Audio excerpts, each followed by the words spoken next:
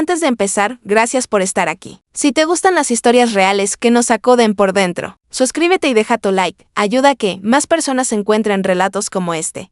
El viento soplaba con rabia aquella mañana gris en el cementerio de Salamanca. La tierra estaba fría, pesada, y yo sostenía un ramo de lirios blancos, los únicos que le gustaban a Pilar. Mi suegra descendía despacio, como si el mundo se negara a soltarla, y el murmullo del sacerdote me llegaba desde muy lejos, como si hablara para otros. Llevaba semanas sin dormir, cuidándola en el hospital, viéndola apagarse poco a poco. Hugo, mi marido, no apareció hasta el final. Ni siquiera entró a su habitación para despedirse. Su actitud fue helada, casi mecánica, como si la muerte de su madre fuese una molestia en su Allende. Durante la ceremonia, se mantuvo a distancia, impecable como quien sale de una reunión de negocios. Sin una lágrima, sin un gesto. Miraba más allá del horizonte, ausente. Los pocos amigos de Pilar se murmuraban lo mismo, qué raro todo, qué hueco estaba su hijo. Yo apretaba los dientes para que el llanto no me rompiera allí mismo, al lado de aquel hombre que un día fue mi compañero y ahora me parecía un desconocido. En ese momento, no lloraba solo por Pilar. Lloraba por mí, por lo que se había roto entre nosotros sin que yo lo viera venir. Me temblaban las piernas. El silencio era tan espeso que parecía que la tierra también contuviera la respiración. Nadie quiso acompañarnos a casa. Hugo se metió en el coche, sin decir palabra. Yo me quedé sola frente al nicho, acariciando la lápida recién colocada.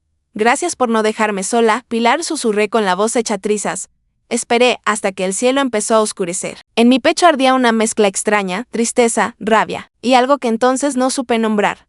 Sospecha. Detrás de la indiferencia de Hugo, se escondía algo más que dolor mal disimulado. Y aunque no lo sabía aún, lo que estaba a punto de descubrir me cambiaría la vida para siempre. Una semana después, llegó una carta del despacho de abogados que llevaba los bienes de Pilar. Me citaban para la lectura del testamento. No me sorprendió, pero me inquietó. Cuando se lo dije a Hugo, él estaba en la cocina con el café y el móvil en la mano. Me miró con desinterés y soltó que no pensaba ir, que su madre no habría dejado nada importante. Al día siguiente, sin embargo, anunció que me acompañaría. Ese giro me dejó descolocada. No pregunté, pero sus ojos esquivaban los míos y movía las manos con nerviosismo. Su presencia no era por respeto, era por necesidad.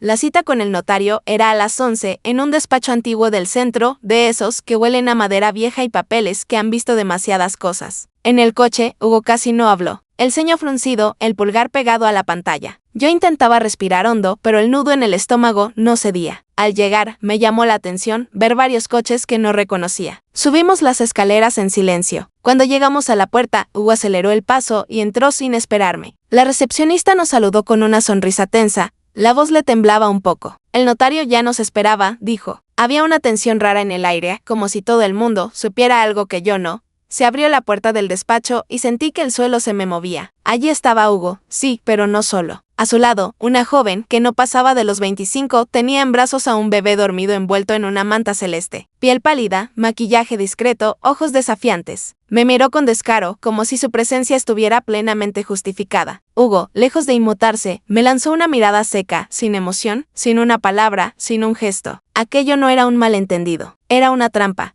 El notario carraspeó y nos pidió que nos sentáramos. Nadie se movió. La tensión se podía cortar. El corazón me latía en las sienes. Quise preguntar quién era aquella mujer, pero no me salió la voz. Ella, supe después que se llamaba Lucía, se sentó junto a Hugo como si ese fuera su sitio desde siempre. El bebé se revolvió un poco. La recepcionista cerró la puerta con cuidado. Nada de lo que iba a pasar era casual. El juego había empezado y yo era la única que no conocía las reglas.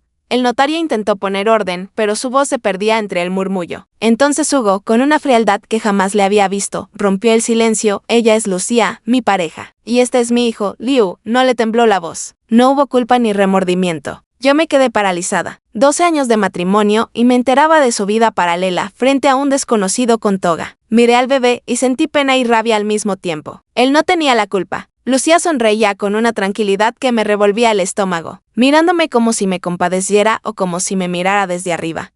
No lo sé.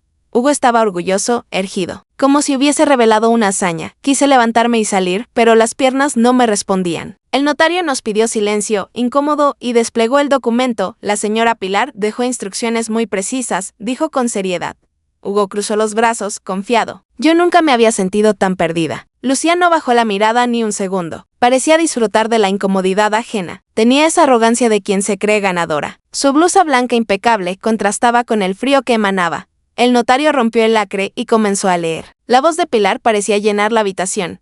Yo, Pilar de la Vega, en pleno uso de mis facultades. Era como si nos observara desde algún rincón invisible. El documento era largo, detallado. Nada se había hecho a la ligera. Noté a Hugo inquieto. Lucía dejó de sonreír. Por primera vez desde que entré, sentí esperanza. Las primeras líneas eran para mí. Pilar agradecía con lucidez dolorosa que hubiera estado a su lado cuando más la necesitó. Dijo que, sin mí habría muerto en soledad, que me consideraba más que una nuera, una hija. Cada palabra me golpeaba. Yo la había cuidado por cariño, no por recompensa, pero saber que lo valoró me devolvía dignidad. Hugo bajó la cabeza. Lucía me miró con odio. El notario siguió: a ti, mi querida Eva, te dejo todo lo que me queda en esta vida. El aire se cortó. Hugo se levantó de golpe, pero el notario alzó la mano. Pilar había transferido todas sus propiedades y cuentas a mi nombre. La casa, los terrenos, las obras de arte, el coche, todo. Hubo unos segundos de silencio que parecieron horas. Yo no sabía si llorar o gritar. No era dinero lo que sentía, era justicia asomando entre ruinas. Y entendí que aquello no era el final, sino el principio de una guerra, cuando llegó la parte de Hugo. El tono del notario cambió. A mi hijo Hugo le dejó el peso de su conciencia. Las palabras cayeron como cuchillas. Pilar escribió que estaba decepcionada, que sabía de sus mentiras, de su doble vida y que no le perdonaba haberla dejado sola en sus últimos días. Hugo palideció. Intentó interrumpir, en vano. Lucía lo miraba sin creerlo. El notario concluyó: por voluntad expresa, Hugo no recibirá ni propiedades, ni dinero, ni objetos de valor. Ha perdido todo derecho. El golpe fue demoledor. Él había llegado esperando una fortuna. Salía con las manos vacías. Yo pensé en la valentía de Pilar. Había hecho justicia con lo único que le quedaba, su testamento, implacable, sin excusas. El notario me miró y confirmó que la totalidad de la herencia pasaba a mi nombre. Me temblaba todo. Jamás imaginé recibir tanto. La responsabilidad me abrumó. No era un premio, era una confianza. El bebé rompió a llorar. Hugo se puso en pie, rojo, gritando que era una injusticia, que Pilar había sido manipulada. El notario le enseñó documentos firmados de su puño y letra. Todo en regla. Yo respiré hondo. Algo dentro de mí se estaba reconstruyendo, como si Pilar me hubiese dejado un trozo de su fuerza, cuando parecía que todo había acabado. El notario sacó otra hoja antes de fallecer. La señora Pilar dejó esta nota manuscrita para usted, Eva. La tomé con manos temblorosas. La leí en voz baja. Si estás leyendo esto, es porque lo descubriste todo. Sé más fuerte de lo que fui yo. No te detengas. Haz lo que yo no pude hacer.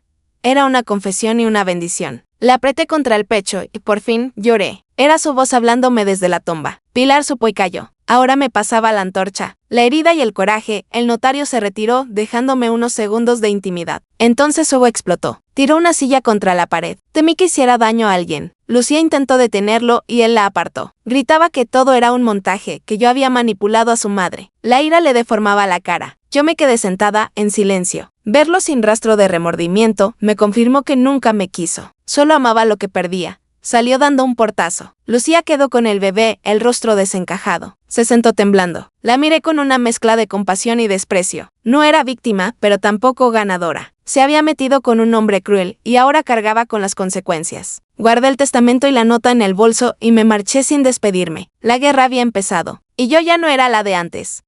Esa noche, casi a las 11, sonó el timbre. Miré por la mirilla. Era Hugo. Abrí lo justo. ¿Qué quieres? ¿Hablar? No podemos dejar esto así, susurró, mirando al suelo. No abrí más. Ya no confiaba ni en su sombra. Dijo que era injusto, que Pilar estaba confundida, que yo la influencié. Me pidió que firmara un documento de renuncia a la herencia para no hacerme daño. Solté una risa amarga. Ya lo había hecho. Le dije que jamás firmaría. Que si algo me correspondía, me lo había ganado cuidando de su madre cuando él no estaba. Su expresión cambió. Vi esa sombra oscura que conocía bien. Sin aviso, lanzó un puñetazo a la puerta y se marchó maldiciendo.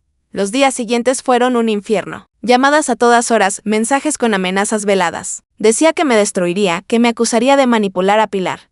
Empezó a quedarse en su coche, en la esquina, observando. Cambié cerraduras, pedí ayuda a una vecina, dormí con un cuchillo bajo la almohada. Vivía en tensión una tarde, al volver del supermercado, me esperó en el portal. Me gritó en plena calle que era una ladrona que había destrozado su vida. Cuando intenté pasar, me agarró del brazo. Le grité que me soltara y por primera vez sentí pánico de verdad. Me zafé y corrí. Llamé a la policía temblando. Cuando llegaron, ya se había ido. No había pruebas aún, pero era cuestión de tiempo. Días después, un sobrecertificado. Una demanda. Hugo me denunciaba por manipulación, coacción, aprovechamiento de la debilidad de Pilar para quedarme con la herencia. Cruel y absurdo. Mi abogado me explicó que, aunque no tenía fundamento sólido, buscaba desgastarme emocional y económicamente. Quiere arrinconarte, Eva. Está desesperado, yo ya no era la misma. No iba a permitir que también me arrebataran la memoria de Pilar. Reuní informes médicos, correos, notas, todo lo que probara que nuestra relación fue sincera y que yo estuve con ella por amor. Pero sentía que faltaba algo más, una prueba sin dudas. Entonces recordé el rincón más olvidado de la casa, la biblioteca de Pilar. Subí al desván de la casa que ahora me pertenecía, la que ella tanto amó. El olor a madera vieja y polvo me recibió como una historia dormida. Entre novelas y fotos antiguas encontré un cuaderno de tapas bordadas. Era su diario, mi corazón retumbaba mientras lo abría. Las primeras páginas hablaban de su juventud, del padre de Hugo, de la soledad de la viudez. Después, el tono cambiaba. Pilar contaba lo que había descubierto. Su hijo no solo la había abandonado, la había traicionado. Desde su habitación, escuchó a Hugo hablar con Lucía.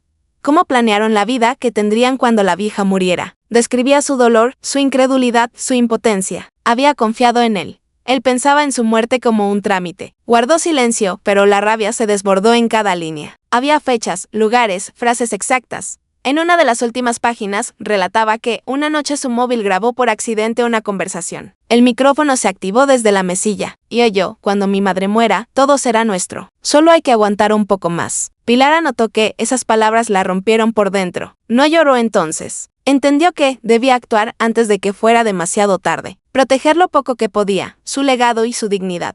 Hice copias de los fragmentos clave. Llevé el diario al despacho de mi abogado. Cuando él leyó, vi cómo se le encendieron los ojos. Esto lo cambia todo, Eva. Es un testimonio personal, directo y cronológico. Tiene mucho peso judicial, dijo. Servía no solo para defenderme, sino para contraatacar. Difamación, coacción, abandono y desprecio hacia una persona vulnerable. Por primera vez sentí el control. Dejaba de huir. Presentamos la denuncia con el diario y los mensajes de Hugo. Firmé los papeles con un vértigo nuevo, el del alivio. La noticia corrió. La demanda cruzada llegó a los socios de la empresa que Hugo aún dirigía. Uno a uno empezaron a apartarse. Un juez ordenó congelar cuentas. Los acreedores asomaron la cabeza. La fachada se agrietó. La prensa local olió sangre, fraude, engaño familiar, abandono a una madre enferma. Su reputación se deshizo como sal. Intentó culparme en entrevistas. Nadie le creyó. Incluso antiguos empleados hablaron de años de abusos y gritos. Su mundo se derrumbaba, y yo lo veía desde lejos, como si viera caer a un extraño que un día amé. Lucía aguantó unas semanas. Seguramente pensó que todo se arreglaría, que el cuento se enderezaría. Pero cuando vio que no habría lujos, ni propiedades, ni seguridad para su hijo, hizo las maletas. Llegó a casa de su madre con el bebé y la mirada perdida. No sabía con quién me había metido, dijo. Su cuento era una pesadilla. Había perdido todo con un niño en brazos. A pesar de lo que me hizo, no pude alegrarme. Solo sentí lástima. Hugo se encerró. Rumores de que bebía, de que no salía. El traje arrugado, los ojos vacíos. El hombre que entró altivo en el despacho del notario ya no existía. Ahora era solo alguien vencido por sus propias decisiones. Una tarde, meses después, lo vi cruzar la calle hacia mi librería. Me tensé. Estaba delgado, envejecido, sin arrogancia. Entró en silencio, mirando los estantes como si pisara un lugar sagrado. «¿Podemos hablar?», murmuró. No respondí. Le señalé una silla. Me contó que se arrepentía, que había tocado fondo, que había perdido todo por su culpa, que por fin entendía lo que era amar. Habló de Lucía, de su hijo, de noches eternas. Me pidió perdón sin drames, con la voz quebrada de quien ya no espera nada. Lo escuché sin interrumpir, no por compasión, sino por cerrar un capítulo. Cuando terminó, lo miré a los ojos. Tú ya lo tuviste todo y lo echaste a perder. No había rencor, solo certeza. Me levanté, abrí la puerta. Él entendió. Salió como una sombra. Cerré despacio. Sentí una paz nueva. No me importaba si cambiaba, si sufría. Su historia en mi vida había terminado. Me quedaba con las cicatrices. Y con la libertad. El silencio de la librería era distinto, más ligero. No necesitaba venganza ni justicia divina. Seguir en pie con mi nombre intacto ya era victoria suficiente. El dolor fue perdiendo peso. Mis días se llenaron de lecturas, cafés con vecinas que se convirtieron en amigas, momentos simples. Empecé a reunir lo que había escrito desde el principio. Nació un libro, La herencia de Pilar. Lo publiqué sin pretensiones, como homenaje. Empezaron a llegar mensajes de mujeres de todas partes. Me veo reflejada, por fin alguien pone palabras a esto. Ver cómo mi historia sanaba a otras me dio una fuerza nueva. Aquella tragedia se convirtió en propósito. No buscaba fama. Quería que Pilar, donde estuviera, supiera que su verdad no se había perdido un día de otoño. Al llegar a casa, encontré un sobrecertificado del hospital. Lo abrí.